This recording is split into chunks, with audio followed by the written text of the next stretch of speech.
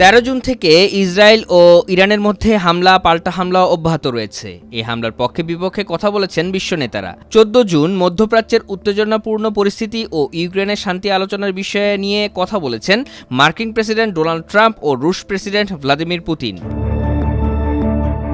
White house থেকে প্রকাশিত এক বিবৃতিতে ট্রাম্প বলেন, পুতিনের মতো আমিও তেমন মনে করি ইসরায়েল ইরান যুদ্ধ বন্ধ হওয়া উচিত। পুতিনকে বলেছি তার যুদ্ধটিও শেষ হওয়া দরকার। পুতিনের পররাষ্ট্র বিষয়ক উপদেষ্টা ইউরি উশাকভ বলেন, ইরানের বিরুদ্ধে সামরিক অভিযানের নিন্দা জানিয়ে সংকট আরও গভীর হওয়ার আশঙ্কা প্রকাশ করেছেন পুতিন। এ পরিস্থিতির অপ্রত্যাশিত পরিণতি গোটা মধ্যপ্রাচ্যে ছড়িয়ে পড়ার আশঙ্কাও আছে। উশাকভ আরও বলেন, ট্রাম্প ওই অঞ্চলকে খুবই উদ্বেগজনক হিসেবে বর্ণনা করেছেন, তবে তিনি ইরানে ইসরায়েলের হামলার পক্ষে সাফাই গিয়েছেন। এদিকে 14 জুন ইরানের প্রেসিডেন্ট মাসুদ পেজশকিয়ানের সঙ্গে টেলিফোনে আলাপ করে ইরানের উপর ইসরায়েলের হামলার তীব্র নিন্দা জানিয়েছেন সৌদি যুবরাজ মোহাম্মদ বিন সালমান। এই হামলাকে ইরানের সার্বভৌমত্ব ও নিরাপত্তার উপর আঘাত হিসেবে আখ্যায়িত করেন যুবরাজ। এটি আন্তর্জাতিক আইন ও প্রথার সুস্পষ্ট লঙ্ঘন।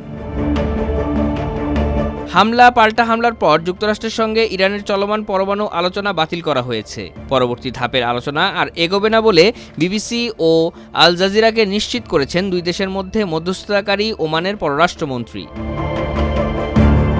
অস্ট্রেলিয়ার পররাষ্ট্রমন্ত্রী পেনিয়ং বলেছেন, ইসরায়েল ও ইরানের মধ্যে চলমান উত্তেজনা বৃদ্ধিতে অস্ট্রেলিয়া উদ্বিগ্ন।